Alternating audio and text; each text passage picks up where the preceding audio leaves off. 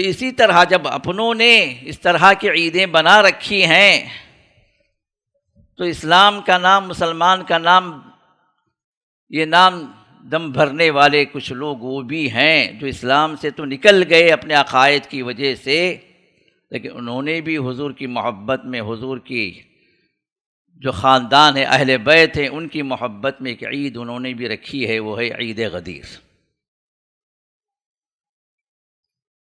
اور اس عید کو کئی جگہوں پر کئی اعتبار سے مناتے ہیں۔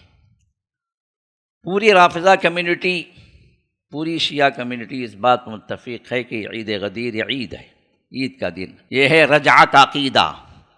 شیعہ کی ہر بنیادی کتاب کے اندر رجع کا عقیدہ موجود ہے کہ رجع کا مطلب یہ رجوع، یہ واپس آئیں گے ان کے بارے میں امام، اور ان کا پہلا کام یہ ہوگا جو بڑا ہی مقدس کام ہوگا، امت کے سب سے مقدس ترین ہستیاں حضرت ابوبکر، حضرت عمر، حضرت عثمان، جو محمد رسول اللہ صلی اللہ علیہ وسلم کے بعد سب سے بہترین لوگ تھے اس امت کے، ان لوگوں کو ظالم اور کافر ہونے کے اعتقاد سے ان کے امام ان کو اٹھائیں گے قبروں سے، زندہ کریں گے اپنی کرامت کے ذریعے سے، اور ان کا پہلا کام یہ ہوگا کہ ان کو پھر سے سولی پہ لٹکائیں گے۔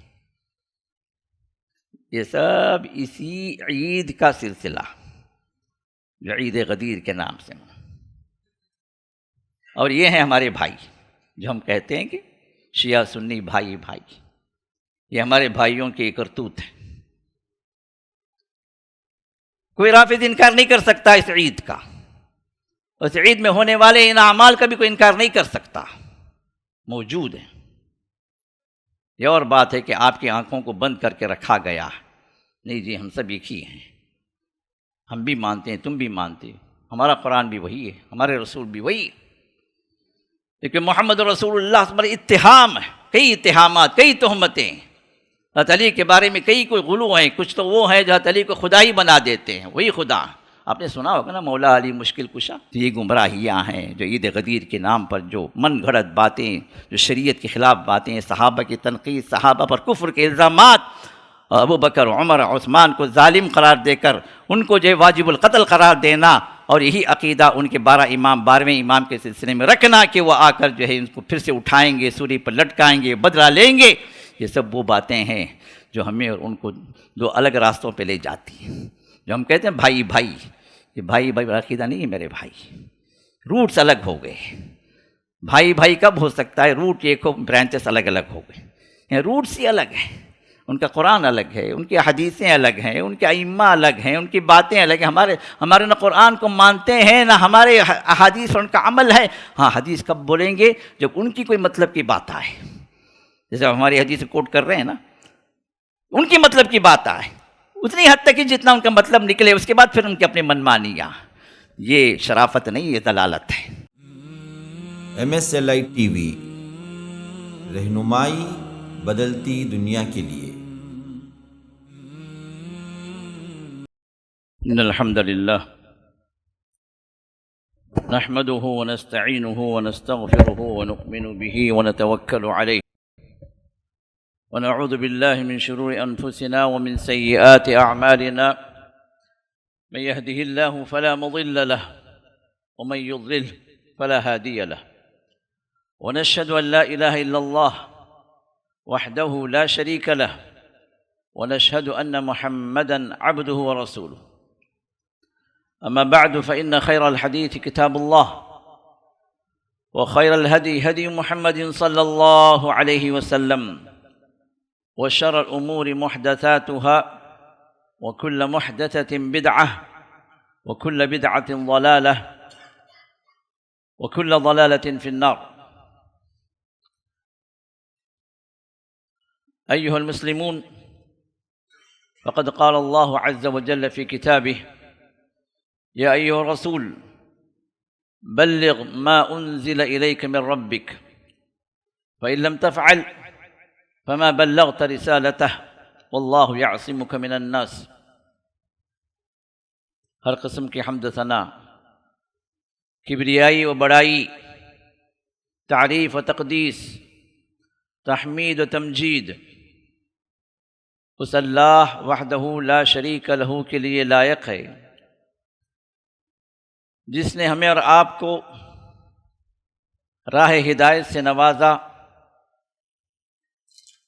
اللہ کی جنتوں کو پانے کے لیے اپنی کتاب قرآن مجید کی شکل میں جہاں نازل کیا، وہاں پر حفاظت کی ذمہ داری بھی اس نے لے لی تاکہ رہتی دنیا تک یہ ہدایت کی کتاب بھی محفوظ رہے، لوگ اس سے ہدایت پاتے رہیں۔ اور اسی کے ساتھ ساتھ اس کتاب کو سمجھنے کے لیے اور اس پر عمل کرنے کے لیے ہمارے اور آپ کے پیغمبر جناب محمد رسول اللہ صلی اللہ علیہ وسلم، جو اللہ کی طرف سے فائنل اتھارٹی ہیں اس کتاب کو سمجھنے کے لیے، ان کو اللہ نے مبعوث فرمایا تاکہ ہم اللہ تعالیٰ کی اس کتاب سے ہدایت کی راہ کو اختیار کر کے اس کی جنتوں میں داخل ہو جائیں۔ کروڑا درود و سلام ہو ہمارے اور آپ کے آخری پیغمبر جناب محمد رسول اللہ صلی اللہ علیہ وسلم پر، جنہوں نے اللہ کی جانب سے اس اللہ کی کتاب کی جہاں وضاحت فرمائی، اس پر عمل کر کے بھی دکھا دیا، اور اس شریعت پر اللہ کے رسول صلی اللہ علیہ وسلم نے آخری مہر بھی لگا دی۔ اس کے بعد کسی کو نہ اس شریعت کے اندر کچھ داخل کرنے کی اجازت ہے، نہ اس شریعت سے کچھ نکالنے کی اجازت۔ یہ ہمارا دین محفوظ دین ہے، اس کے اندر منمانیاں، اس کے اندر بدعات و خرافات، اس کے اندر لوگوں کے رسم و رواج کوئی گنجائش نہیں ہے۔ ہمارا دین جہاں پر کامل ہے، محفوظ بھی ہے، اور قیامت تک اللہ کی ذمہ داری میں محفوظ بھی رہے گا انشاءاللہ۔ آج کے اس خطبے کا عنوان، جیسے کہ آپ کو معلوم ہے، عید غدیر کی حقیقت۔ ہو سکتا ہے کچھ لوگوں کے لیے ایک نیا عنوان ہو کہ عید غدیر ہے کیا، لیکن کئیوں کو پتہ بھی ہے کہ ایک نام نہاد جو اپنے آپ کو مسلمان بولنے والے، جو در حقیقت اسلام سے نکلے ہوئے لوگ ہیں، ان کے پاس اس عید کی بڑی اہمیت ہے۔ محمد رسول اللہ صلی اللہ علیہ وسلم کے لائی ہوئی شریعت میں صرف دو ہی عیدیں ہیں۔ جاہلیت میں دو تہواروں کو بڑے شور سے اور پورے عرب کے لیول پر منایا جاتا تھا، جو جاہلی عیدیں تھیں۔ محمد رسول اللہ صلی اللہ علیہ وسلم جب اسلام لے کر آئے، مدینہ منورہ جب پہنچے، تو آپ نے صحابہ کو ان دو جاہلی عیدوں کے بدلے آپ نے دو اسلامی عیدیں عطا فرمائیں۔ ایک ہے عید الفطر، جو رمضان کی جو عبادتیں ہیں، جو صیام و قیام، جو دعائیں و عبادتیں، ان کی قبولیت کی شکل میں اللہ کی مغفرتیں، اللہ کی رحمتیں، اللہ کی جنتیں جو اللہ کے بندوں پر واجب ہوتی ہیں، اس کی خوشی کا اظہار وہ عید الفطر۔ عید کا معنی خوشی کا مقام جو بار بار آئے، خوشی کا دن جو بار بار لوٹ کر آئے، وہ عید الفطر۔ اور دوسری عید جو اس مہینے میں ابھی چند دن پہلے گزری، عید الاضحیٰ، جو اللہ کے حضور بندوں کی عبادتیں اور خاص طور پر بندوں کی قربانیاں جو اللہ کے حضور پیش کی جاتی ہیں، جس کے نتیجے میں اللہ تعالیٰ قبولیت کی شکل میں مغفرتوں کو اللہ نازل فرماتے ہیں، مغفرتوں کی بشارتیں اللہ عطا فرماتے ہیں اپنے بندوں کو، اس عید کی خوشی وہ عید الاضحیٰ۔ ان دو عیدوں کے علاوہ کوئی عید اسلامی نہیں ہے، کوئی عید شریعت کے اندر ثابت نہیں ہے۔ لیکن برا ہو، اللہ سمجھ دے، توفیق دے منمانی کرنے والوں کو، جو یہاں پر بھی عید کے نام سے کچھ اور عیدیں بھی لوگوں نے ایجاد کر رکھی۔ اس میں سنی کیا غیر سنی کیا، اپنے کیا غیر کیا، بہت سارے لوگ شامل ہیں۔ جن کو ہم اپنے کہتے ہیں انہوں نے بھی چند عیدیں بنا رکھی۔ عید شب برات تو سنی منائی بھی ہوگی، شب برات کی عید، شب برات کی عید، یہ بھی لوگوں نے عید کا نام دے دیا۔ شب معراج کی عید، جس کو بھی بعض لوگوں نے عید منا لیا، عید کے اعتبار سے لوگ ذکر کرتے ہیں۔ اسی طرح ربیع الاول میں آنے والی ایک عید ہے، عید میلاد النبی۔ یہ بھی کوئی غیر نہیں ہے، اپنے ہی مناتے ہیں۔ حضور کی محبت کا دم بھرتے ہوئے حضور کی مخالفت کرتے ہیں، ڈی جے بی جے بھی بناتے ہیں، ناچ گانے بھی ہوتے ہیں حضور کی محبت میں۔ اللہ ہدایت۔ تو اسی طرح جب اپنوں نے اس طرح کی عیدیں بنا رکھی ہیں تو اسلام کا نام، مسلمان کا نام، یہ نام دم بھرنے والے کچھ لوگ وہ بھی ہیں جو اسلام سے تو نکل گئے اپنے عقائد کی وجہ سے، لیکن انہوں نے بھی حضور کی محبت میں، حضور کی جو خاندان ہے، اہل بیت ہیں، ان کی محبت میں ایک عید انہوں نے بھی رکھی ہے، وہ ہے عید غدیر۔ اور اس عید کو کئی جگہوں پر کئی اعتبار سے مناتے ہیں۔ پوری رافضہ کمیونٹی، پوری شیعہ کمیونٹی اس بات پر متفق ہے کہ عید غدیر یہ عید ہے، عید کا دن، چونکہ بدعت ہے، اور بدعت کا کوئی اسٹیبل طریقہ نہیں ہوتا، کوئی اسٹینڈرڈ طریقہ نہیں ہوتا۔ جیسے عید الاضحیٰ کا ایک طریقہ ہے جو شریعت سے ثابت ہے، عید الفطر کا طریقہ ہے شریعت سے ثابت ہے۔ جو منمانیاں جو ہوتی ہیں عید کے نام پر، یہ کسی دن کو عید بنا کر لوگ جو ہے جب مناتے ہیں تو وہاں پر چونکہ منمانیاں ہوتی ہیں، کوئی طریقہ ثابت نہیں ہوتا ہے، تو مختلف جگہوں پر مختلف طریقے ایجاد کیے جاتے ہیں۔ کہیں عید کی نماز پڑھی جاتی، عید غدیر کی نماز، اور شیعہ کی کتابوں کے اندر یہ عید غدیر کی نماز بھی ذکر کی گئی، اور لوگوں نے اس سال بھی کئی جگہوں پر پڑھی۔ پڑھانے والے، پڑھنے والوں کے کچھ کلپس میرے پاس آئی۔ افسوس اس بات کا نہیں ہے کہ وہ لوگ اس طرح کر رہے ہیں، ان لوگوں کے بارے میں تو علماء اسلام کا یہ فتویٰ موجود ہے، کئی کبار علماء کے فتوے موجود ہیں، سعودیہ کے علماء کے فتوے موجود ہیں، گلف کے علماء کے فتوے موجود ہیں، عالم اسلام کے کئی ممتاز علماء کے فتوے موجود ہیں۔ یہ لوگ ان کے کفری عقائد کی وجہ سے مسلمان نہیں ہیں۔ غم ان کا نہیں ہے، غم ہمیں ان کا ہے جو ہم اپنے آپ کو سنی کہنے والے، ہم اپنے آپ کو کتاب و سنت پر چلنے والے، اپنے آپ کو قرآن اور حدیث کے مطابق ہم شریعت کو مانتے ہیں، اس پر ہم عمل کرنے والے ہیں، یہ جو دعوے کرنے والے یہ لوگ بھی ان کے جھانسے میں آ چکے۔ یہ فتنہ بڑھتا ہی جا رہا، جو میں نے سمجھا کہ وقت کی ضرورت ہے کہ ہم ان کی خباثت کو، ان کی بدعات و کفریات کو ہم واضح کریں لوگوں کو۔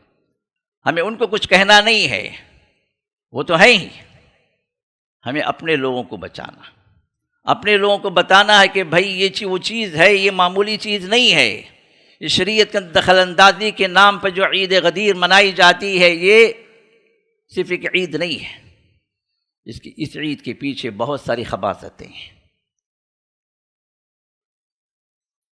یہ عید جو منائی جاتی ہے،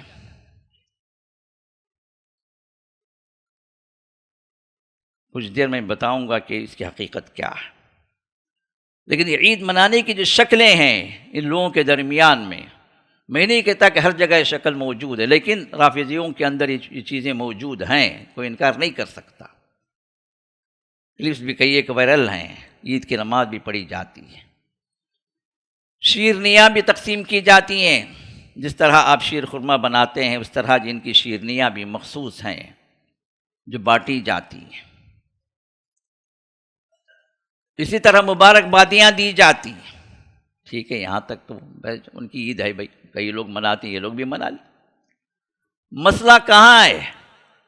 مسئلہ یہ کہ یہ عید کی بنیاد جہاں پر یہ لوگ سمجھتے ہیں کہ حضرت علی کو بغیر کسی اختلاف کے محمد رسول اللہ صلی اللہ علیہ وسلم نے خلیفہ بنا دیا اپنے بعد میں، جس کے بارے میں ان کا عقیدہ ہے، ان کا کلمہ یہ گواہی دیتا ہے کہ علی وصی رسول اللہ و خلیفتہ بلا فصل، کہتے ہیں کہ علی جو ہے رسول اللہ سے وصی ہیں، اللہ کے رسول نے ان کے حق میں خلافت کی وصیت کر دی کہ میرے بعد خلیفہ علی ہی ہوں گے، اور اس معاملے میں کوئی تنازع نہیں، کوئی اختلاف نہیں، بلا فصل یہ ثابت ہے۔ اللہ کے رسول نے نصاً کہہ دیا کہ میرے بعد علی ہی خلیفہ ہوں گے، ٹھیک ہے۔ اب یہاں تک بھی یہ اور بات ہے کہ رسول اللہ صلی اللہ علیہ وسلم اتہام ہے، کوئی حدیث ثابت نہیں ہے کہ رسول اللہ صلی اللہ علیہ وسلم اپنے بعد علی کو جو ہے انہوں نے خلیفہ کہا ہو، کوئی صحیح حدیث نہیں ہے، ان کی موضوع روایتیں، من گھڑت روایتیں۔ مسئلہ اور آگے کہاں بڑھتا؟ مسئلہ آگے بڑھتا ہے کہ حضرت علی جب رسول اللہ صلی اللہ علیہ وسلم کے بعد خلیفہ ہونا چاہیے تو خلیفہ کون بنے؟ حضرت ابو بکر، سب سے بڑے ظالم اور کافر ہو گئے۔ اس کے بعد کون بنے؟ حضرت عمر بن الخطاب، ظالم کے ساتھ یہ بھی ظالم ہے۔ اس کے بعد کون بنے؟ عثمان بن عفان رضی اللہ عنہم وارضاہم، یہ بھی ظالم ہے، کیونکہ حضرت علی کو خلیفہ بننا چاہیے، خلافت دینا چاہیے، لیکن ان ظالموں نے گٹھ جوڑ کر کے اس خلافت کو ان سے ہٹا دیا، خود خلیفہ بن گئے۔ اور ان کا ساتھ دینے والے جو صحابہ تھے وہ بھی کافر، یہ خلیفہ جو بنے وہ بھی کافر، سب کافر۔ یہ سنا کبھی آپ نے؟ عید غدیر ہی میں بعض جگہوں پر یہ بات بھی جو ہے سننے میں آئی، میں نے تو نہیں دیکھا لیکن سننے میں آئی کہ یہ لوگ اس عید کی خوشی میں ان تینوں خلفاء کے پتلے بناتے ہیں۔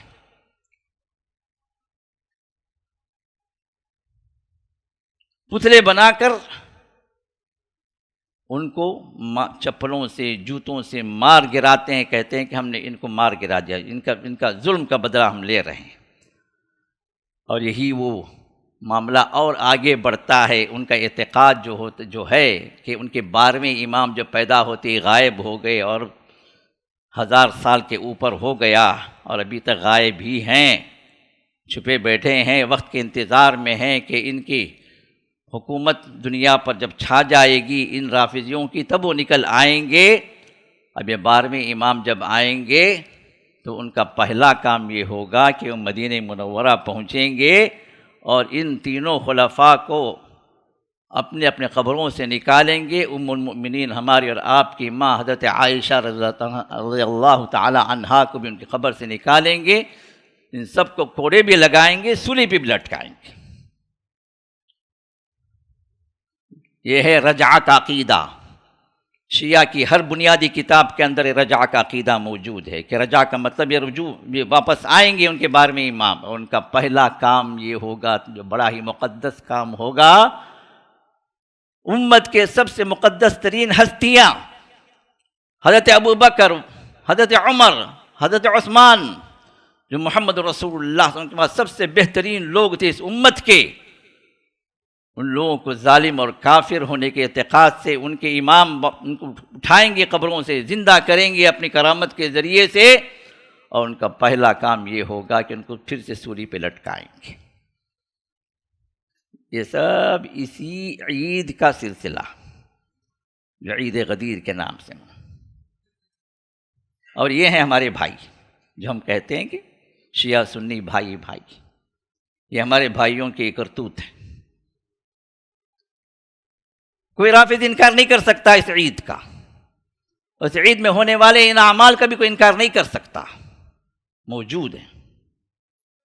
یہ اور بات ہے کہ آپ کی آنکھوں کو بند کر کے رکھا گیا ہے، نہیں جی ہم سب ایک ہی ہیں، ہم بھی مانتے ہیں، تم بھی مانتے ہو، ہمارا قرآن بھی وہی ہے، ہمارے رسول بھی وہی ہے، لیکن محمد رسول اللہ پر اتہام ہے، کئی اتہامات، کئی تہمتیں، حضرت علی کے بارے میں کئی کوئی غلو ہیں، کچھ تو وہ ہیں جو حضرت علی کو خدا ہی بنا دیتے ہیں، وہی خدا، آپ نے سنا ہوگا نا مولا علی مشکل کشا،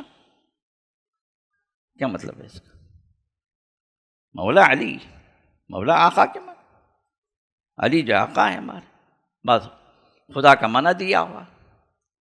مشکل کشا، ان کو بلاؤ تو تمام مشکلات تمہارے آسان، کیونکہ کائنات ان کے تسلط میں ہے، ان کے قدرت میں ہے، وہ جو چاہے کرے۔ یہی عقیدہ، اس عقیدے کی وہ بھی ایک کڑی ہے۔ اب ہم آتے ہیں، یہ فسانے کی حقیقت کیا ہے، یہ ہے کیا چیز؟ یہ عید غدیر کس چڑیا کا نام ہے؟ غدیر جو ہے، غدیر خم، اس نام سے تاریخ میں مشہور ہے۔ محمد رسول اللہ صلی اللہ علیہ وسلم، جس کو سمجھنے کے تھوڑا سا میں آپ کو بیک گراؤنڈ دیتا ہوں۔ محمد رسول اللہ صلی اللہ علیہ وسلم سن 10 ہجری کی ابتدا میں حضرت علی بن ابی طالب رضی اللہ تعالی عنہ، جو آپ کے چچا زاد بھی ہیں، آپ کے داماد بھی ہیں، آپ کے پروردہ ہیں، آپ ہی کی کفالت میں آپ کی پرورش ہوئی، حضرت ابو طالب نے ان کو اللہ کے رسول کفالت میں دے دیا، تو رسول اللہ صلی اللہ علیہ وسلم کے پروردہ ہیں، آپ کے گھر میں پلے بڑے۔ پھر رسول اللہ صلی اللہ علیہ وسلم اپنی چہیتی بیٹی، آخری بیٹی فاطمہ رضی اللہ تعالیٰ عنہا کو آپ کے نکاح میں دے بھی دیا۔ تو رسول اللہ صلی اللہ علیہ وسلم نے سن 10 ہجری کی ابتدا میں، جس سال آپ نے حج کیا، حضرت علی کو یمن کی طرف روانہ کرتے ہیں، کسی ایک مشن پر، جہادی مشن پر۔ آپ کے ساتھ 300 صحابہ ہو، اس مشن پر گئے جنوبی یمن میں۔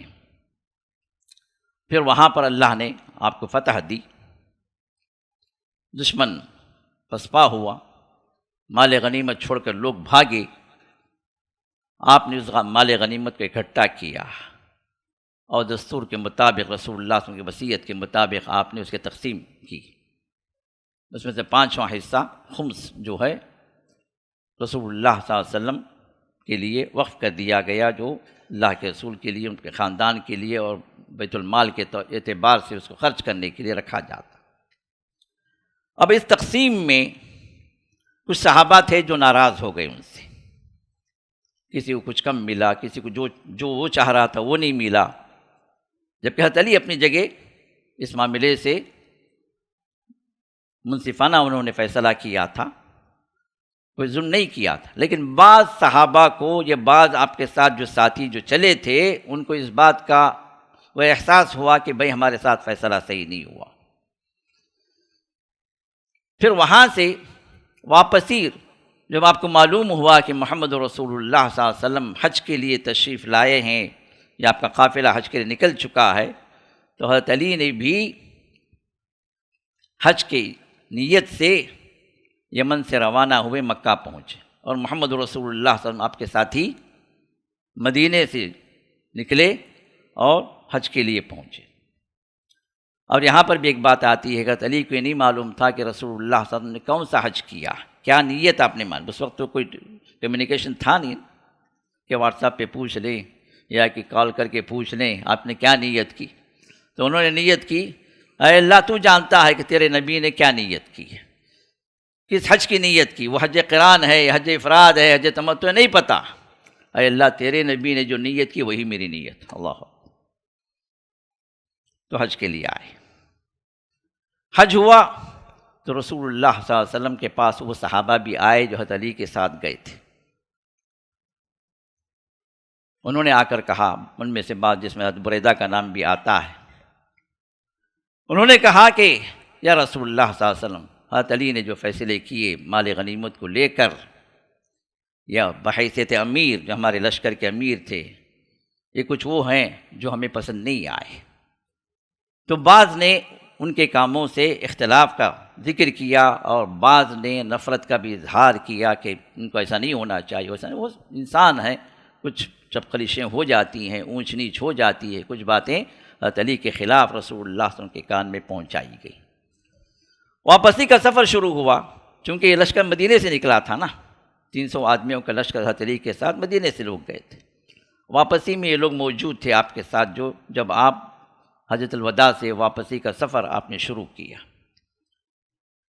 جحفہ ایک مقام ہے جو جمبو والوں کے لیے، اور اسی طرح جو شام سے جو لوگ آتے ہیں حج کے لیے ان کے لیے میقات ہے جحفہ۔ تو اس مقام سے تقریباً 8 کلومیٹر کی دوری پر ایک مقام ہے خم، اور وہاں پر آپ کو معلوم ہوگا کہ عرب کہیں اسٹے کرتے تو وہاں اسٹے کرتے جہاں پر پانی کی قلت تھی۔ تو ایک کنواں وہاں پر تھا جس کو کہتے غدیر کا مطلب کنواں، پانی کی جگہ۔ ایک خم کے مقام پر ایک پانی تھا، پانی کا وہاں پر ایک کنواں تھا، تو قافلے وہاں پر اترتے تھے تاکہ اس پانی سے سیراب ہوں پھر آگے بڑھے۔ تو رسول اللہ وہاں پر ٹھہرے۔ یہ ہے غدیر خم کے مقام کا یہ کنواں۔ تو یہاں پر آپ نے پڑاؤ کیا، اور اس مقام پر رسول اللہ صلی اللہ علیہ وسلم نے ایک خطبہ دیا، اور یہ خطبہ در حقیقت کنٹینیویشن تھا اس حج کے خطبے کا۔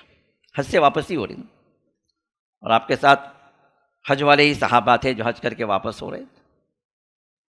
تو یہ خطبہ تو وہ تھا جس میں رسول اللہ صلی اللہ علیہ وسلم نے کئی ساری وصیتیں کی تھیں عرفے کے میدان میں۔ ان میں سے ایک وصیت امت کو رسول اللہ صلی اللہ علیہ وسلم نے یہ بھی فرمائی تھی، ترکت فیکم امرین، کہ میں تمہارے درمیان میں 2 چیزوں کو چھوڑا ہوں، ان کو تھامے رہو، گمراہ نہیں ہوگے، کتاب اللہ و سنتی، اللہ کی کتاب اور میری سنت، میرا طریقہ، میری احادیث۔ قرآن اور حدیث کو رسول اللہ صلی اللہ علیہ وسلم نے جوڑ دیا، اور ان دونوں کا مقصد ہدایت کا حصول، ہدایت کو حاصل کرنا، یہ مقصد بتا دیا کہ جو بھی اللہ کی کتاب، اللہ کے رسول کے طریقے کا پابند رہے گا، اللہ اس کو ہدایت سے سرفراز کریں گے۔ جو ان 2 کو چھوڑ دے گا، ان 2 میں سے کسی ایک کو بھی چھوڑ دے گا، وہ گمراہی کے راستے پر چل نکلے گا۔ اور اسی کا کنٹینیوشن آگے پھر سے رسول اللہ صلی اللہ علیہ وسلم ایک مقام پر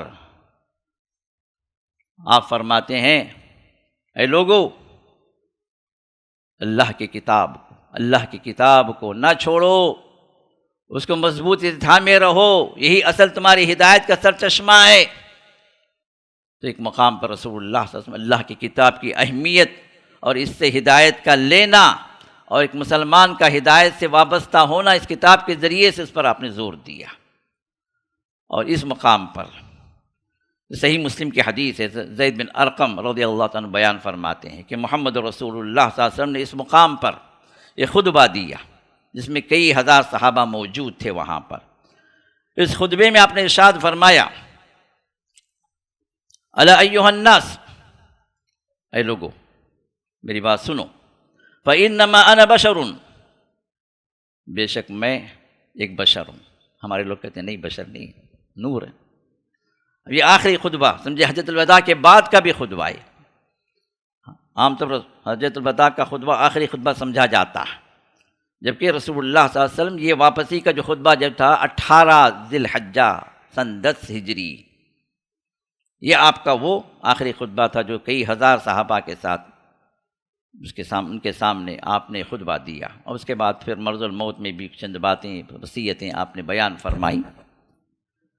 تو اس خطبے میں آپ نے ارشاد فرمایا، ایھا الناس فانما انا بشر، اے لوگو، یہ مسلم کی حدیث ہے، ان لوگوں کو بھی سنائیں جو کہتے ہیں بشر نہیں۔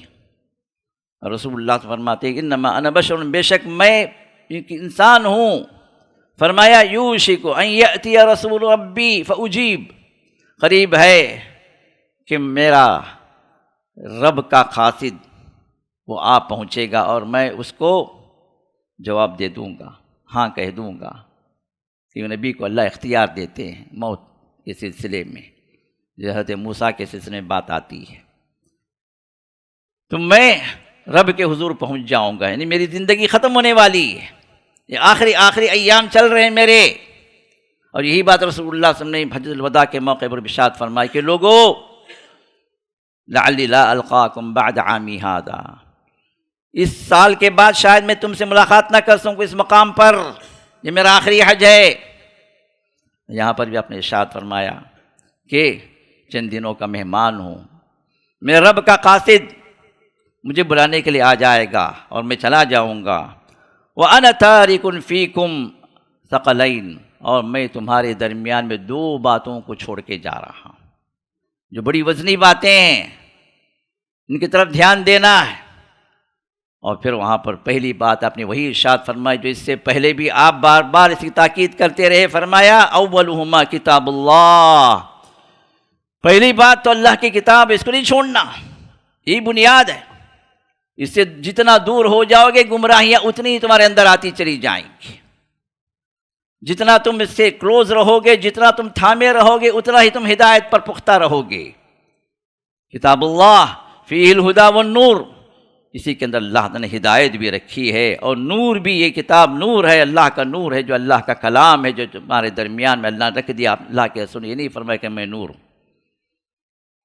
کسی حدیث کے اندر کوئی ثابت نہیں کر سکتا کہ رسول اللہ نے فرمایا کہ میں نور ہوں۔ یہ اور بات ہے، لوگوں کے عقیدے بنے ہوئے ہیں کہ رسول اللہ صلی اللہ علیہ وسلم نور ہیں، آپ کے نور سے پوری کائنات کے اندر نور جگمگایا گیا، آپ کے نور کے ذریعے سے پوری کائنات پیدا کی گئی۔ یہ سب من گھڑت کہانیاں ہیں جو کوئی حدیث کے اندر ثابت نہیں کر سکتا۔ ثابت یہ ہوتا ہے کہ آپ نے ارشاد فرمایا کہ میں بشر ہوں، اور نور کون ہے؟ یا تو اللہ ہے یا اس کا وہ کلام ہے جو کتاب اللہ کی شکل میں ہمارے درمیان میں موجود ہے۔ فرمایا کہ یہ کتاب اللہ کی، اس کے اندر ہدا بھی ہے، ہدایت بھی ہے، نور بھی ہے۔ فخذوا بکتاب اللہ، اللہ کی کتاب کو تھامے رکھو، اس کو نہ چھوڑنا۔ واستمسکوا بہ، اور اس کو مضبوطی سے پکڑے رکھنا۔ فحث علی کتاب اللہ ورغب فیہ، تو صحابہ فرماتے ہیں کہ رسول اللہ صلی اللہ علیہ وسلم نے اس مقام پر اللہ کی کتاب کی اہمیت بار بار بتلائی اور اس پر عمل کرنے کی، اسے پکڑے رکھنے کی آپ بار بار تاکید کرتے رہے۔ تو یہ پہلی وصیت تھی اس خطبے کے اندر۔ اور پھر اس کے بعد آپ نے دوسری نصیحت فرمائی اسی مقام پر، غدیر خم پر، 18 ذی الحجہ سن 10 ہجری، دوسری وصیت فرمائی وَأَهْلُ بَيْتِي، اور میرے اہل بیت، میرے خاندان والوں کے بارے میں تمہیں وصیت کرتا ہوں۔ اب یہ اس کا بیک گراؤنڈ میں نے آپ کو بتا دیا۔ رسول اللہ صلی اللہ علیہ وسلم کے چچا زاد بھی ہیں، آپ کے پروردہ بھی ہیں، آپ کے داماد بھی ہیں، اور آپ کے خلاف لوگوں کے درمیان میں کچھ اوپینینز چینج نظر آئے تو رسول اللہ صلی اللہ علیہ وسلم کی، چونکہ آپ کی کوئی نرینہ اولاد نہیں تھی، آپ کا کوئی وارث نہیں تھا، آپ کا کوئی بیٹا نہیں تھا، یہ اللہ کی حکمت تھی۔ بیٹا ہوتا تو لوگ ان کو نبی بنا لیتے، تو اللہ نے کئی ایک حکمتوں کے پیش نظر رسول اللہ صلی اللہ علیہ وسلم کو نرینہ اولاد اللہ نے جہاں دی تو باقی بھی نہیں رکھی۔ 3 لڑکے ہوئے، تینوں کے تینوں بچپن میں انتقال، اور یہی بات اللہ نے ارشاد فرمایا کان محمد ابا احد من رجالکم، محمد صلی اللہ علیہ وسلم تم مردوں میں سے کسی کے باپ نہیں رہے، مردوں میں سے مطلب کوئی بچہ مرد کے حد تک، بلوغت کے حد تک نہیں پہنچا، بچے ہوئے لیکن بچپن ہی میں انتقال کر گئے۔ تو چونکہ رسول اللہ صلی اللہ علیہ وسلم کا خاندان آگے چل رہا ہے بیٹیوں پر، اور بیٹیاں کمزور ہوتی ہیں، نرینہ اولاد جو ہوتی ہے ان کا چلتا، کہیں ایسا نہ ہو کہ میرے خاندان والوں کا جو مرتبہ، جو شرف اللہ نے دیا ہے لوگوں کے درمیان میں کم ہوتا چلا جائے، پھر رسول اللہ صلی اللہ علیہ وسلم کے خاندان والوں کی عزت کہیں نہ رہے، وہ وقار نہ رہے، وقت گزرنے کے ساتھ ساتھ یہ اہمیت کم ہوتی چلی جائے، تو آپ نے فرمایا اذکرکم واہل بیتی، اذکرکم اللہ فی اہل بیتی، میں تمہیں یاد دلاتا ہوں اللہ کا ڈر اختیار کرو میرے اہل بیت کے حقوق ادا کرنے میں، ان کی عزت و شرف کے بارے میں، کیونکہ عام لوگوں کی طرح نہیں ہے، یہ میرا خاندان ہے، مجھ سے نسبت ہے، میرا خون ان کے اندر دوڑ رہا ہے، ان کی عظمت ہے، ان کا مقام ہے، ان کی عزت کرو۔ اور کئی ایک احکام رسول اللہ صلی اللہ علیہ وسلم نے جو بیان فرمائے، اس میں سے ایک حکم یہ بھی ہے کہ آپ کے خاندان والوں کو صدقہ نہ دیا جائے، آپ کے خاندان والوں کو ہدیہ دیا جائے، زکوٰۃ نہیں دی جا سکتی، صدقہ نہیں دیا جا سکتا، لیکن بشرطے کہ وہ آپ کے خاندان والے ہوں۔ یہاں پر ایک بات میں یہ بھی کہوں کہ ہمارے پاس سید لوگ بہت ہیں، برا نہ مانیں، لیکن ہر سید اللہ کے رسول کے خاندان والا نہیں ہے۔ ہو سکتا ہے کچھ ہوں جن کے پاس شجرہ ہو، جن کے پاس نسبت ہو، نسب نامہ ہو، لائنیج ہو، اگر یہ ہے تو واقعی رسول اللہ کے خاندان کا انہیں وہ شرف حاصل ہے، نہیں ہے تو پھر ہم یہی کہیں گے کہ سید ایک خاندان ہے، جس طرح خان ایک خاندان ہے، بیگ ایک خاندان ہے، شیخ ایک خاندان ہے، سید بھی خاندان. کیونکہ ہزاروں لاکھوں لوگ جو سید ہیں ان کے پاس کوئی ثبوت نہیں ہے کہ رسول اللہ کے خاندان کا کوئی نسب نامہ، کوئی شرف ان کے پاس ہو. اب اس میں سے بعض لوگ وہ لوگ ہیں جو غریب ہیں، فقیر ہیں، محتاج ہیں، مسکین ہیں، زکوٰۃ کے حقدار ہیں، لیکن صرف اس وجہ سے ان کو محروم کر دیا جاتا ہے بھئی یہ سید ہے. ٹھیک ہے، سید، کہیں حدیث میں بات آئی ہے کہ جو سید ہے اس کو زکوٰۃ نہ دی جائے؟ اس نقطے پر غور کریں. احادیث میں یہ بات آتی ہے جو میرے خاندان والے ہیں ان کے لیے زکوٰۃ حلال نہیں ہے، ان کے لیے صدقہ حلال نہیں ہے. ان کو جب دو تو ہدیہ دو، تحفہ دو، کوئی گفٹ دو، لیکن شرط یہ ہے کہ وہ رسول اللہ کے خاندان کا ہو، یہ ثابت ہو. اب یہاں ہر سید جب یہ سمجھتا ہے، بلکہ کوئی پیر، نیا پیر بھی آتا ہے مارکیٹ کے اندر تو وہ بھی اپنے آپ کو سید لگا لیتا، حسنی حسینی بھی آگے لگا لیتا کہ میں حسن کے خاندان کا بھی، حسین کے خاندان کو. اس کو یہ نہیں پتا کہ بھئی یہ دو خاندان الگ الگ ہیں، کیونکہ نیا نیا مارکیٹ میں اترا تھا تو جتنے چاہے اتنے القاب لگاتا. تو سید تو مست ہے، اس کے بغیر تو گاڑی آگے چلتی ہی نہیں.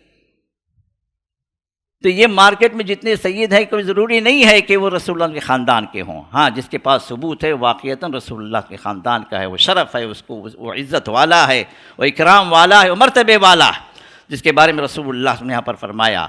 3 مرتبہ آپ نے ارشاد فرمایا، اذکرکم اللہ فی اہل بیتی، میرے اہل بیت، میرے خاندان والوں کے بارے میں میں اللہ تعالیٰ کا ڈر تمہارے اندر رکھنا چاہتا ہوں. اللہ کو یاد کرو، اللہ نے مقام دیا ہے، یہ اللہ نے شرف دیا ہے کہ وہ میرے خاندان والے بنے ہیں، تو لہذا ان کا عزت، ان کا احترام، ان کا وقار اور ان کے حقوق کو ادا کرنے کی کوشش کریں. یہ یہاں تک بات صحیح مسلم کے اندر آتی ہے. کئی دوسری کتابوں کے اندر کچھ روایتیں آتی ہیں، جیسے نسائی کے اندر ہے، ترمذی کے اندر ہے، اس میں کچھ الفاظ کا اضافہ ہے، جس میں آپ نے ارشاد فرمایا، ان اللہ مولائے وانا ولی کل مؤمن. میرا مولا اللہ تعالیٰ. ہم بھی تو کہتے ہیں نا انت مولانا، پڑھتے نہیں پڑھتے رہا تو سونے سے پہلے جو 2 آیات سورہ بقرہ کے آخری خواتیم سورۃ البقرہ کی آخری 2 آیات جو پڑھ کر سوئے، رسول اللہ صلی اللہ علیہ وسلم نے ارشاد فرمایا کفتا، اس کے لیے یہ 2 آیات کافی ہو جائیں گی، ہر شر سے اللہ اس کو بچا لیں گی. اور بعض علماء نے فرمایا کہ اس کا ایک مطلب یہ بھی ہے کہ جو بندہ تہجد کو اٹھ نہیں پاتا ہے، اگر وہ رات کو پڑھ کر سو جائے تو اس کو اللہ تعالیٰ رات بھر تہجد کا بھی اللہ اس کو اجر عطا کرتے ہیں. یہ 2 آیتیں تہجد کے لیے کافی ہو جاتی. تو ان 2 آیات میں ہم بھی کہتے ہیں انت مولانا، اے اللہ تو ہمارا مولا ہے، تو ہمارا رب ہے، تو ہمارا آقا ہے، تو ہمارا مالک ہے. تو رسول اللہ صلی اللہ علیہ وسلم نے ارشاد فرمایا کہ ان اللہ مولائے، کہ بے شک اللہ تعالیٰ میرا مولا ہے، میرا آقا ہے، میرا مالک ہے، میرا رب ہے. وانا ولی کل مؤمن، اور میں ہر مومن کا ولی ہوں. ولی کا مطلب احادیث کے اندر کئی ایک معنی آئے اور عرب بھی کئی ایک معنوں میں استعمال کرتے ہیں. اس بات کو ذہن میں رکھیں، آگے جو بات آتی ہے اس کو سمجھنے کے لیے ضروری ہے. آپ نے فرمایا کہ میرا مولا تو اللہ، اور میں ہر مومن کا ولی ہوں. مولا بھی ولی سے ہی ہے، ایک ہی اس کا مادہ ہے، روٹ لیٹر سے ایک ہی ہے، باء لام یا. اس کا معنی قریب، دوست، مددگار، مالک، آقا، رب. کوئی غلام کا مالک ہے وہ بھی مولا، کوئی غلام ہے اس کو بھی مولا کہا گیا. مولا رسول اللہ صلی اللہ علیہ وسلم حضرت ثوبان کو کہا گیا کہ اللہ کے رسول کے مولا ہے، نہیں غلام ہے. تو مولا اور ولی کا معنی کئی ایک احادیث کے اندر اور قرآن نے جو استعمال کیا، اللہ ولی الذین آمنوا، اللہ ولی ہے کس کا؟ ایمان والوں کا، قریب، مددگار، یہی معنی. تو قربت اور مددگار، تعاون کرنے والا، قریب رہنے والا، یہ معنی ہے ولی کا. اور رسول اللہ صلی اللہ علیہ وسلم نے مولا کا لفظ یہاں پر جو حضرت علی کا استعمال کیا، جو آگے میں بتاتا ہوں. آپ نے فرمایا من کنت ولی فہذا ولی، ھذا علی من کنت مولاہ فعلی مولاہ، میں جس کا مددگار ہوں، جس کا قریبی ہوں، جس کا ولی ہوں، علی بھی اس کا ولی۔ کہ حضرت علی کے خلاف باتیں آ چکی ہیں، کئی باتیں بعض لوگوں نے رسول اللہ صلی اللہ علیہ وسلم کے کان میں ڈال دی، جس میں نفرتوں کا اظہار بھی تھا، آپ کے مقام کی تنقید کی گئی، آپ کے ویلیو کو کم کیا گیا۔ تو آپ نے وہاں پر آپ کی ویلیو کو بڑھانے کے لیے وہاں پر لفظ کا استعمال کیا؟ مولا کا لفظ استعمال کیا۔ قریب ہیں، میرے قریب ہیں، میں جس کا ولی ہوں علی بھی اس کا ولی ہے، میں جس کا قریب ہوں علی بھی اس کا قریب ہے۔ یہاں پر رسول اللہ صلی اللہ علیہ وسلم نے اپنے خاندان والوں کے مرتبے کو بڑھایا، خصوصیت کے ساتھ علی کے مرتبے کا اظہار کیا۔ اور مولا کا لفظ رسول اللہ صلی اللہ علیہ وسلم نے صرف حضرت علی کے لیے استعمال نہیں کیا۔ اگر احادیث کو آپ جمع کریں تو 20 صحابہ وہ ہیں تقریباً جن کو رسول اللہ صلی اللہ علیہ وسلم نے مولا کا نام دیا ہے، مولا کا لقب دیا۔ حضرت علی اکیلے نہیں ہے اس میں۔ اب اس حدیث کو لے کر اور پھر آپ نے فرمایا کہ اللہم والی من والا وعادی من عادا، اے اللہ جو اس کو دوست رکھے، اے اللہ تو اس کو بھی دوست رکھے، اے اللہ جو اس کو دشمن سمجھے، اے اللہ تیری دشمنی اس کے ساتھ بھی ہو جائے۔ اور یہ بات جس کو لے کر یہ رافضہ کہتے ہیں، یہاں پر رسول اللہ صلی اللہ علیہ وسلم نے واضح طور پر بتا دیا کہ میرے بعد حضرت علی جو ہے یہ خلیفہ ہوں گے۔ عقل کے نام پر کوئی چیز بھی اگر موجود ہو نا، اس کو اس بات کا پورے کا پورا پتہ ہو سکتا ہے کہ یہاں پر حکومت اور خلافت کی کوئی بات تھی ہی نہیں، اور نہ ولی کے معنی کے اندر خلیفہ آتا، نہ ولی کے معنی کے اندر حاکم آتا۔ یہاں پر رسول اللہ صلی اللہ علیہ وسلم نے اہل بیت کا حضرت علی کی شان کو واضح کرتے ہوئے آپ نے ولی کا لفظ استعمال کیا، مولا کا لفظ استعمال کیا۔ اور یہ بات اللہ کے رسول صلی اللہ علیہ وسلم نے جہاں کہیں بھی صحابہ کے درمیان میں کوئی چپکلشیں ہو جاتی، کچھ اونچ نیچ ہو جاتی، رسول اللہ صلی اللہ علیہ وسلم ان کی شان کو بڑھا دیتے۔ ایک مرتبہ حضرت ابو بکر آئے اور ابو بکر اور عمر رضی اللہ عنہما کے درمیان میں کچھ باتیں جو ہے کچھ ڈفرینسز آ گئے تھے بات چیت میں۔ بعد میں حضرت ابو بکر کو احساس ہوا کہ انہوں نے کچھ غلط بات کہہ دی، معافی مانگی۔ عمر معاف کرنے تیار نہیں، رسول اللہ کے پاس پہنچے، بڑے غمگین تھے۔ کہا ابو بکر کیا بات ہے؟ کہا کہ یا رسول اللہ اس طرح کی باتیں ہوئیں۔ اور ابو بکر نے کہا کہ میں نے عمر سے معافی مانگی تو انہوں نے مجھے معاف کرنے کی کوئی بات نہیں کہی۔ رسول اللہ صلی اللہ علیہ وسلم نے حضرت عمر کو بلایا، وہاں پر ابو بکر کی شان کا آپ نے بیان کیا کہ ابو بکر کون ہیں؟ یہ وہ ہیں جب پوری قوم نے میرا ساتھ چھوڑ دیا تو یہ ساتھ دینے والے تھے۔ ابو بکر کون ہیں؟ وہ ہیں جنہوں نے اپنا پورا مال مجھ پر خرچ کر دیا۔ ابو بکر کون ہیں؟ یار غار ہیں۔ ابو بکر کون ہیں جن کی شان کو اللہ نے بلند کر دیا؟ پھر آپ نے فرمایا اے لوگو میرے دوست کو میرے لیے تم چھوڑ دو، کیوں تکلیف دے رہے ہو؟ تو رسول اللہ صلی اللہ علیہ وسلم جہاں کہیں بھی کسی صحابی کی تنقید ہوتی آپ اس کی شان کو بلند کر دیتے۔ انصار کے بارے میں کچھ مہاجرین نے کچھ شکایتیں کی تو رسول اللہ صلی اللہ علیہ وسلم لوگوں کو جمع کیا، انصار کی فضیلت بیان فرمائی، انصار کے مرتبے کا ذکر کیا، اور پھر فرمایا کہ جو انصار سے محبت کرے اس نے میری خاطر مجھ سے محبت کی، جو انصار سے بغض اختیار کرے، نفرت پالے، وہ مجھ سے نفرت کر رہا۔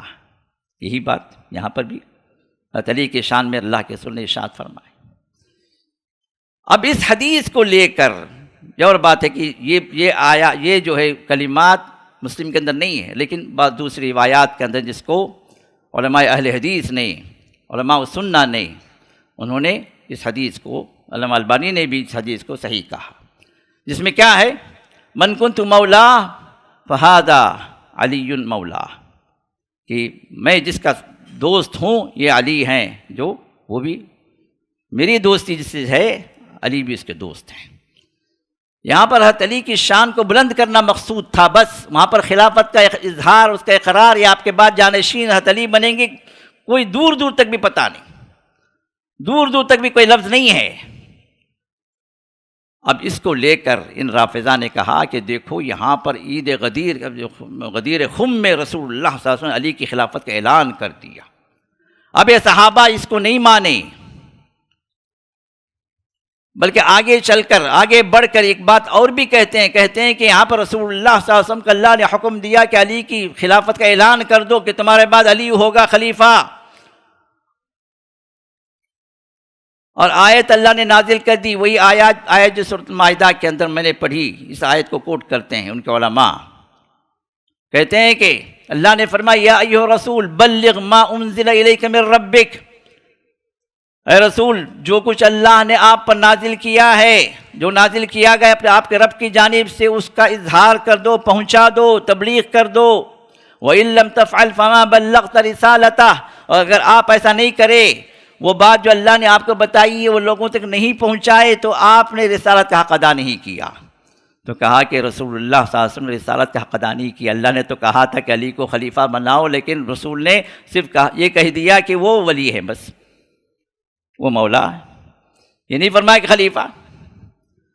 تو رسول اللہ صلی اللہ علیہ وسلم پر کھلی کھلی تہمت لگاتے ہیں، جبکہ اسی مسلم کے اندر عائشہ کی روایت بھی موجود ہے کہ فرمایا کہ جس نے یہ بات جس نے کہی کہ رسول اللہ صلی اللہ علیہ وسلم کو کوئی بات بتائی گئی اور آپ نے اس بات کو چھپا دیا، امت تک نہیں پہنچایا، اس نے اللہ کے رسول پر تہمت لگائی، کیونکہ اللہ نے فرمایا اپنے کلام پاک کے اندر اے رسول جو کچھ اللہ نے آپ کو بتا دیا اب امت کو بتا دیں، اور جو یہ کہے کہ اللہ کے رسول نے کچھ بات چھپا دی، کچھ بات بیان کی ہے، وہ اللہ کے رسول پر تہمت لگانے والا انسان ہے، منافق ہے۔ اور یہ منافقین اللہ کے رسول پر تہمت لگاتے ہیں کہ حضرت علی کو رسول اللہ صلی اللہ علیہ وسلم بیان کرنا چاہیے تھا کہ یہ خلیفہ ہیں، لیکن جو ہے انہوں نے نہیں بتایا۔ رسول ہونے کا جو مقام جو تھا، آپ کی جو ذمہ داری جو تھی، وہ آپ نے ادا نہیں کی، یہ ان کے بعض کا کہنا۔ اور بعض یہ کہتے ہیں کہ نہیں، حضور نے تو بتا دیا، یہ ان لوگوں نے چھپا دیا۔ آپ کو پتا ہوگا کہ ایک دو آدمی اگر ہوں، اگر کوئی بات چھپا دیں، ٹھیک ہے، گٹھ جوڑ ہو سکتا ہے۔ ہزاروں کی تعداد جو اللہ کے رسول کے ساتھ نکلے تھے مدینے سے، واپس آئے، چل رہے ہیں ساتھ میں قافلے میں، واپسی کا قافلہ، 18 ذی الحج، یہ خم کا مقام جو مدینے سے اور مکے کے درمیان کا ایک مقام ہے، وہاں پر رسول اللہ خطبہ دے رہے ہیں، ہزاروں صحابہ سن رہے ہیں، کہ ان ہزاروں صحابہ میں سے ایک بھی مومن نہیں نکلا جو یہ بتا سکے کہ ہاں بھائی اللہ کے رسول صلی اللہ علیہ وسلم بتا دیے تھے کہ علی جو خلیفہ ہیں اور ان کو خلافت نہیں دی گئی، جبکہ سب نے جو روایت کی یہی روایت کی، مولا ہی کا لفظ استعمال کیا، کہیں یہ نہیں فرمایا کہ خلیفہ۔ ٹھیک ہے، رسول اللہ صلی اللہ علیہ وسلم کے بعد آپ کے انتقال سے پہلے ابھی مرض الموت ہے، حضرت عباس آتے ہیں، بخاری کی حدیث ہے، حضرت عباس آتے ہیں اور کہتے ہیں کہ علی چلو ہم اللہ کے رسول کے پاس چلتے ہیں، شاید وہ ہمارے سلسلے میں کچھ وصیت کر جائیں کہ آپ کے بعد جانشین کون ہوگا، ہو سکتا ہے ہم میں سے کسی کو آپ جو ہے متعین کر دیں۔ علی کہہ سکتے تھے نا، عباس یاد نہیں ہے، اللہ کے رسول نے فرما دیا تھا آپ کے بعد میں ہی خلیفہ ہوں گا، پھر جا کے پوچھنے کی کیا ضرورت ہے، یہ نہیں فرما۔ حضرت علی فرماتے ہیں کہ نہیں، چھوڑ دیں، رسول اللہ صلی اللہ علیہ وسلم جو بھی فرمائیں گے چھوڑ دیں، ہمیں جا کے نہیں پوچھنا، یہ بخاری کی روایت۔ اس سے آگے بڑھیے، رسول اللہ صلی اللہ علیہ وسلم انتقال فرما جاتے ہیں، اس دنیا سے چلے جاتے ہیں، مسئلہ خلافت کا آتا ہے۔ اگر آپ نے نامزد کیا ہوتا تو علی آگے بڑھتے، یا صحابہ خود آگے بڑھ کہتے علی تمہارے بارے میں تو اللہ کے رسول نے کہہ دیا تھا نا، غدیر کے مقام پر، غدیر خم کے مقام پر آپ کا اعلان ہو گیا تھا خلافت کا، آپ ہی خلیفہ ہیں ہمارے لیے۔ صحابہ کو کچھ پریشانی تھی کیا علی کو خلیفہ بنانے میں؟ ثقیفہ بنی ساعدہ کے اندر انصار بھی جمع ہوتے ہیں، مہاجرین بھی جمع ہوتے ہیں، کچھ اختلافات بھی ہوتے ہیں کون خلیفہ بنے۔ اب یہاں پر دیکھیں رسول اللہ صلی اللہ علیہ وسلم کی فرمان کا اللہ کے رسول کے صحابہ کے دلوں کے اندر کیسے عظمت تھی۔ حضرت ابوبکر نے کہا کہ لوگوں کیا تم کو نہیں معلوم کہ رسول اللہ صلی اللہ علیہ وسلم نے ارشاد فرمایا ائمۃ من قریش، امام جو ہوگا، حاکم جو ہوگا قریش سے ہوگا۔ آٹومیٹک جو انصار جو مدینے کے لوگ پیچھے ہو جاتے. حدیث کی تعظیم، اگر وہ حدیث اگر ہوتی کہ غدیر خم پر رسول اللہ صلی اللہ علیہ وسلم علی کا اعلان کر دیا تھا خلافت کے سلسلے میں، تو پھر ہر صحابی اپنے منہ پہ چپی لگا لیتا، کہتا کہ اللہ کے رسول نے بتا دیا، ختم خلاص ہو گیا، یہاں پر اختلاف کی ضرورت نہیں، یہ بیٹھک کی ضرورت ہی نہیں تھی. سقیفہ بنی ساعدہ کا قصہ مشہور ہے، تاریخ ہر کتاب کے اندر موجود ہے. پھر وہاں پر حضرت ابو بکر پر اتفاق ہوتا ہے. ابو بکر کی خلافت 2 سال سے کچھ زیادہ عرصہ چلتی ہے. حضرت علی آپ کے مشیر و معاون رہتے ہیں. پھر حضرت عمر کی خلافت، ان کی خلافت کے اندر بھی حضرت علی رضی اللہ تعالیٰ عنہ پوری طرح حضرت عمر کا ساتھ دیتے ہیں. آپ کی خلافت میں، آپ کی مشاورت میں، آپ جو جن باتوں کی ذمہ داری آپ پر لگائی پوری طرح جو ہے اس کو ادا کرتے ہیں. یہاں تک کہ جو ہے جو ٹروپس کے ذمہ دار بن کر، لشکر کے مجاہدین کے لشکروں کے ذمہ دار بن کر، امیر بن کر بھی چلتے ہیں کئی مقام پر. پھر عثمان کا دور، یہ تقریباً 10 سال سے زیادہ کا دور ہے، اور اس دور کے اندر بھی حضرت علی پوری طرح خلافت راشدہ کے ساتھ ہیں. کسی مقام پر بھی حضرت علی نے نہیں کہا کہ میں اصل میں خلیفہ ہوں، مجھے نہیں بنایا گیا، مجھ پر ظلم کیا گیا. لاؤ کوئی ایک حدیث. حضرت علی کے بارے میں اتنا کچھ کہتے ہو نا، خود حضرت علی کا کوئی فرمان تو ثابت کر دو کہ انہوں نے کہا ہو کہ میں خلیفہ ہونا چاہیے اور مجھے نہیں بنایا گیا. بلکہ ہر دور کے اندر جو مخالف جو ہوتا ہے نا کسی بھی پارٹی کا، وہ اس پارٹی میں دخل نہیں دیتا، اس کا مخالف ہی رہتا ہے ہمیشہ. لیکن یہاں پر ہم دیکھتے ہیں خلافت راشدہ کا دور جو چل رہا ہے، بلکہ عثمان رضی اللہ تعالی عنہ کا جب ان بدماشوں نے محاصرہ کر لیا، آپ کے قتل پہ درپے ہوئے، تو دربان آپ کے محافظ حضرت علی اور ان کے بیٹے حسن حسین تھے. یہ کس بل بوتے پہ کہتے ہیں حضرت علی مظلوم ہیں، آپ پر ظلم کیا گیا، اور جو ظلم کرنے والے ہیں یہ کبار صحابہ، یہ ابو بکر، عمر، عثمان، یہ ظالمین میں سے ہیں، یہ کافر ہیں اس ظلم کی وجہ سے، اور صحابہ نے ان کا ساتھ دیا، اس وجہ سے سب کافر ہو گئے. بے بنیاد تہمتیں، کوئی دلیل نہیں. اگر دلیل کی خلافت کی دلیل ہوتی سب سے پہلے صحابہ عمل کرتے، سب سے پہلے ابو بکر عمل کرتے. ابو بکر کتنی مشکلوں سے تیار ہوئے خلافت کے لیے، اور پہلا خطبہ انہوں نے جو دیا، کہا کہ لوگو قد ولیت علیکم، مجھ پر ذمہ داری ڈال دی گئی، میں تمہارا امیر بنا دیا گیا، مجھے نہیں چاہیے عمارت. اور رسول اللہ صلی اللہ علیہ وسلم نے آخری 17 نمازیں حضرت ابو بکر کو اپنے مقام پر کھڑا کیا تھا. رسول اللہ صلی اللہ علیہ وسلم کے ہوتے ہوئے 17 نمازیں رسول اللہ صلی اللہ علیہ وسلم کے جانشین حضرت ابو بکر انہوں نے نمازیں ادا کی. چاہتے تو علی کے بارے میں اعلان کر دیتے، لیکن کوئی ایک ایسا ثبوت نہیں، ایسی دلیل نہیں ہے جس کے اندر رسول اللہ صلی اللہ علیہ وسلم نے یہ واضح کر دیا ہو کہ میرے بعد خلیفہ علی ہوں گے. تو یہ عقیدہ کہ بغیر کسی اختلاف کے علی جو ہے خلیفہ ہیں، اور جو ان کو خلافت نہیں دیے وہ ظالم ہیں، یہ ان کی اپنی منمانیاں ہیں جو ان رافضیوں نے صحابہ پر اتہام الزام لگا کر ان کو کافر قرار دیا. اور حضرت زین العابدین، ان کی روایت مسلم کے اندر موجود ہے، وہ کہتے ہیں کہ میں نے حضرت علی سے پوچھا کہ سب سے افضل کون ہے، ای الناس افضل، صحابہ میں سب سے زیادہ کون فضیلت والے ہیں؟ تو کہا کہ ابو بکر. یہ کس سے کہہ رہے ہیں؟ اپنی اولاد سے کہہ رہے ہیں. یہاں پر کوئی جبر نہیں ہے، کوئی کسی کا خوف نہیں ہے، کوئی تلوار نہیں لٹکی ہوئی ہے بولنے کے لیے. اپنی اولاد سے کہہ رہے ہیں کہ ابو بکر سب سے افضل ہے. ثم من، پھر اس کے بعد فضیلت والے کون ہیں آپ کی نظر میں؟ کہا کہ عمر. اللہ اکبر، کہا کہ عمر. پھر فرماتے ہیں زین العابدین مجھے خوف ہوا کہ پھر میں پوچھوں تو کہیں عثمان کا نام نہ لے لیں. تو میں نے کہا کہ پھر آپ کا کیا مقام ہے؟ میں نے کیا پوچھا؟ کہا کہ آپ کا کیا مقام ہے، آپ کا کیا مرتبہ ہے اس معاملے میں؟ کہا کہ میں مسلمانوں کے افراد میں سے ایک فرد ہوں. اللہ اکبر.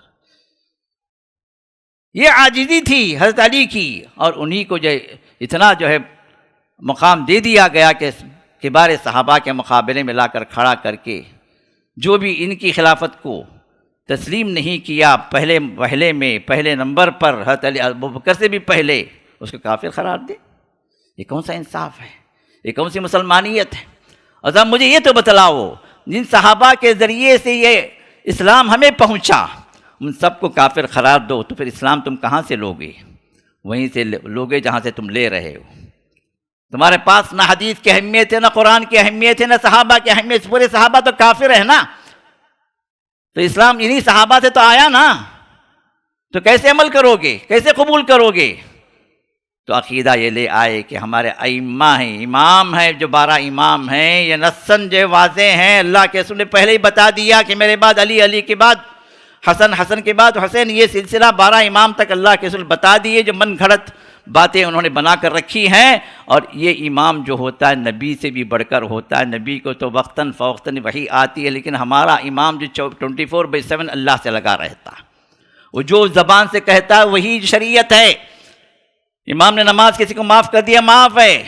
کسی کو زکوٰۃ معاف کر دیا، معاف ہے۔ کسی کو جو کچھ کہہ دیا وہ حکم ہے، کیونکہ وہ اللہ کی طرف سے، وہ خود نہیں بولتا کچھ بھی۔ نبی کو وقتاً فوقتاً وحی آتی ہے، ہمارا امام 24 گھنٹے وہ وحی میں ہی ہوتا ہے، اللہ سے متصل ہوتا ہے۔ یہ 12 امامی عقیدہ، 12 امام جو ہے نا، یہ 12 امامی عقیدہ، تو یہ گمراہیاں ہیں جو عید غدیر کے نام پر جو من گھڑت باتیں، جو شریعت کے خلاف باتیں، صحابہ کی تنقید، صحابہ پر کفر کے الزامات، ابو بکر، عمر، عثمان کو ظالم قرار دے کر ان کو جو واجب القتل قرار دینا، اور یہی عقیدہ ان کے 12 امام 12ویں امام کے سلسلے میں رکھنا کہ وہ آ کر جو ہے ان کو پھر سے اٹھائیں گے، سولی پر لٹکائیں گے، بدلہ لیں گے۔ یہ سب وہ باتیں ہیں جو ہمیں اور ان کو دو الگ راستوں پہ لے جاتی ہیں۔ جو ہم کہتے ہیں بھائی بھائی، یہ بھائی بھائی عقیدہ نہیں ہے میرے بھائی، روٹس الگ ہو گئے۔ بھائی بھائی کب ہو سکتا ہے؟ روٹ ایک ہو، برانچز الگ الگ ہو گئے، روٹس ہی الگ ہیں۔ ان کا قرآن الگ ہے، ان کی حدیثیں الگ ہیں، ان کے ائمہ الگ ہیں، ان کی باتیں الگ ہیں۔ ہمارے نہ قرآن کو مانتے ہیں، نہ ہمارے احادیث اور ان کا عمل ہے۔ ہاں، حدیث کب بولیں گے؟ جب ان کی کوئی مطلب کی بات آئے، جیسے ہماری حدیث کوٹ کر رہے ہیں نا، ان کی مطلب کی بات آئے، اتنی حد تک کہ جتنا ان کا مطلب نکلے، اس کے بعد پھر ان کی اپنی منمانیاں۔ یہ شرافت نہیں، یہ دلالت ہے، یہ احادیث کے ساتھ کھلواڑ ہے، یہ اللہ کی کتاب کے ساتھ یہ مذاق جو ان لوگوں نے بنا رکھا ہے۔ تو لہٰذا ان باتوں کو سمجھنا چاہیے، ان کی گمراہیوں میں ہمیں ساتھ نہیں دینا، ان کی گمراہیوں کو واضح کرنا کہ بھئی یہ گمراہی ہے، یہ جو ہے قرآن حدیث کے خلاف ہے۔ تم اپنے آپ کو مسلمان کہتے ہو، ذرا دیکھ لو اپنی شکل کو، اپنے عقائد کو اور اپنے اعمال کو، یہ اسلام سے کہاں میل کھاتے ہیں۔ اللہ تعالی ہم سب کو گمراہیوں سے دور رکھے۔ جو گمراہ لوگ ہیں، اللہ انہیں ان کی ہدایت کا اللہ سامان کر دے، ان کو اللہ حقیقی معنوں میں ہدایت سے سرفراز فرمائے۔ ہمیں چاہتے ہیں کہ جس طرح ہم جنتی ہیں، انشاءاللہ ہمارے وہ لوگ بھی جنت میں آ جائیں جو اسلام کا نام لے رہے ہیں لیکن اسلام کے خلاف ان کے عقیدے ہیں، ان کے کام ہیں۔ ہم دعا کرتے ہیں کہ اللہ تعالیٰ ان کو بھی ہدایت سے نواز دے، اللہ تعالیٰ ان کو بھی صحیح راہ پر لے آئے، اور یہ سنی اور شیعہ کے جو اختلافات اگر ہیں یہ مٹ گئے تو امت کی قوت ہو جائے گی، اتحاد ہو جائے گا۔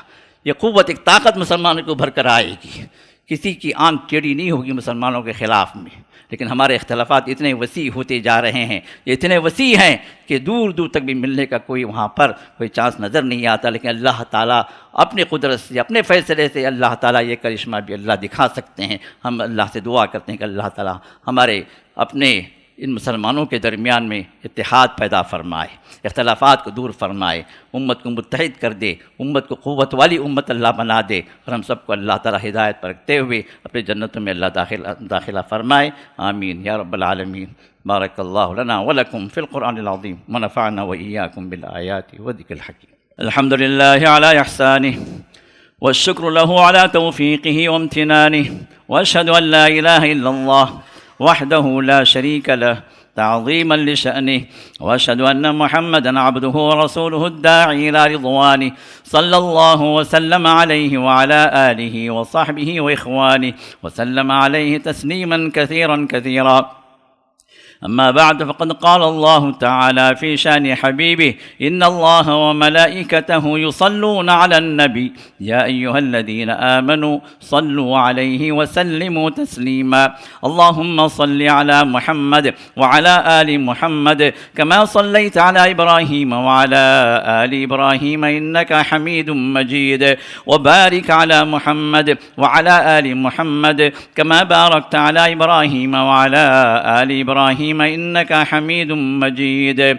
اللهم أعز الإسلام والمسلمين وأذل الشرك والمشركين ودمر أعداء الدين واحمِ حوزة الإسلام يا أرحم الراحمين. اللهم فرج هم المهمومين من المسلمين ونفس كرب المكروبين وقض الدين عن المدينين واشف مرضانا ومرضى المسلمين وارحم موتانا وموتاهم أجمعين برحمتك يا أرحم الراحمين. ربنا آتنا في الدنيا حسنة وفي الآخرة حسنة وقنا عذاب النار. سبحان ربك رب العزة عما يصفون وسلام على المرسلين والحمد لله رب العالمين. السلام علیکم ورحمۃ اللہ وبرکاتہ. کہ آپ لوگوں کو خوشخبری دینا ضروری سمجھتا ہوں. وہ یہ کہ کئی لوگوں کو تو اطلاع مل گئی کہ الحمدللہ 7 والی زمین کا رجسٹریشن ہو چکا ہے الحمدللہ، جو 1200 اسکوائر فیٹ انشاءاللہ اس مسجد میں شامل کی جائے گی ایکسٹینشن میں انشاءاللہ باذن اللہ. تو کارروائی اس کی مکمل ہو گئی اور جو لوگ آکوپائڈ تھے وہاں پر وہ لوگ بھی الحمدللہ خالی کر دیے. ڈیمولیشن کا ورک بھی الحمدللہ شروع ہو چکا ہے. تو انشاءاللہ چند مہینوں کے اندر وہاں پر اس مسجد کا ایکسپینشن ہو جائے گا. تو گراؤنڈ +2 کا ابھی فی الوقت ہمارے پاس پلان ہے، کیونکہ اپروول کے اعتبار سے بڑا مسائل چلتے ہیں. تو انشاءاللہ اب اس کے لیے ہم آگے بڑھ رہے ہیں. تو مسجد کی تعمیر کے اعتبار سے اب جو بھی پاک نفوس اس کے لیے آگے بڑھنا چاہتے ہیں ان کے لیے ابھی دروازہ کھلا ہے. تو اس میں انشاءاللہ ہمارا پروگرام یہ ہے کہ چونکہ گراؤنڈ +2 1200 اسکوائر فیٹ کا، یہ 3600 اسکوائر فیٹ کا سمجھیے کہ جب اس وقت ہم تعمیر کے اعتبار سے ہم نے پلان بنایا ہوا ہے. تو یہ ایک مربع قدم 1 اسکوائر فیٹ 3000 روپیے، اور ایک مسلح 8 اسکوائر فیٹ کا ایک مسلح جو ہے 24000 روپیے یہ جو ہے ہم نے متعین کیا ہے. اب جو جس استطاعت کے اعتبار سے آگے بڑھنا چاہتے اللہ تعالیٰ توفیق عطا فرمائے تو آپ لوگ آگے بڑھیں. جو بھی QR کوڈ کے ذریعے سے یا بینک کے ذریعے سے مسجد کے ایکسپینشن میں حصہ لینا چاہتے ہیں یا کوئی ہمارا آفس پہنچ کر جو ایک عطیہ دینا چاہتے ہیں ان کے لیے الحمدللہ اللہ نے دروازہ کھول دیا ہے. اور چند مہینوں کے اندر انشاءاللہ اللہ سے امید ہے کہ یہ بھی انشاءاللہ تعمیر ہو جائے گی، اور انشاءاللہ اگلے رمضان سے پہلے انشاءاللہ ہم وہاں پر بھی نماز پڑھنے والے انشاءاللہ بن جائیں گے. اللہ ہم سب کو توفیق عطا فرمائے. جزاکم اللہ خیرہ. بارک اللہ فیکم.